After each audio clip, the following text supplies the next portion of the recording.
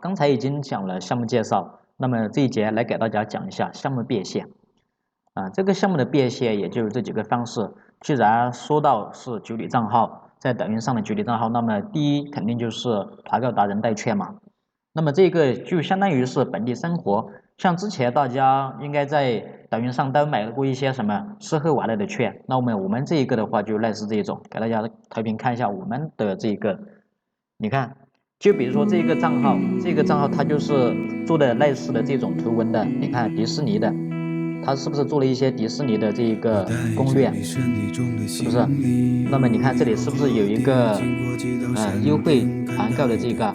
那我们点进去看一下，你看里面这些券，假如说有人在他的这个作品下面在他这个链接下面下单的话，他这边就能拿到这个佣金。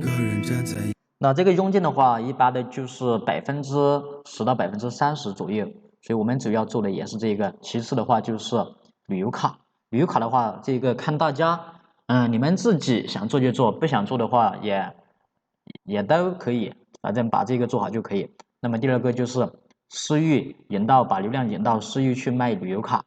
那么旅游卡的话，给大家推荐的2个渠道就是旅游推还有畅游推。那么这个旅游卡确实也非常的赚钱，非常的暴利哈，因为这个也没有什么投资，说白了，第一的话就是赚取差价，第二就是平台补贴。你看，这是之前的我的一个合伙人，他才做了，他是前几天才加入的合伙人，然后他就做了这个旅游卡这个项目，然后他就给我第2天就给我反馈了，然后就赚了1天就赚了1500块钱。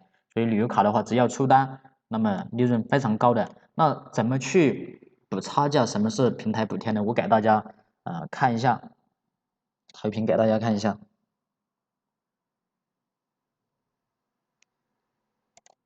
你看，这是旅游卡平台哈。你看，这个平台的话，它的这个路线少一点。假如大家要做的话，肯定就是做路线多一点的，就是后面那个。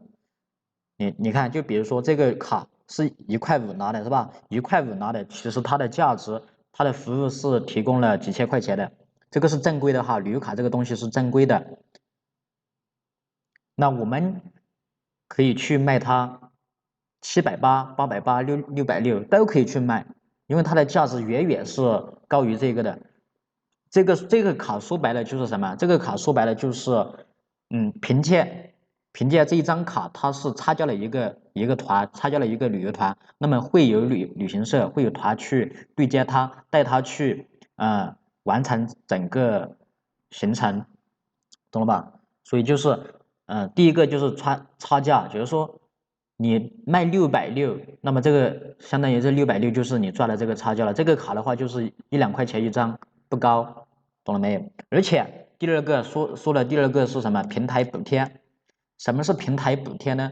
就比如说你这张卡，人家拿去了之后，人家去这个实地去旅游了，之后呢，那么这张卡被核销了之后，你这边会得到平台的1到3千的这个奖励，懂了吧？所以旅游卡这个东西能做的话是利润非常高的。你看这里就说了，旅游卡的收益，第一就是卖卡收益直接出售，那么这个相当于是纯利润了，也不讲什么差价。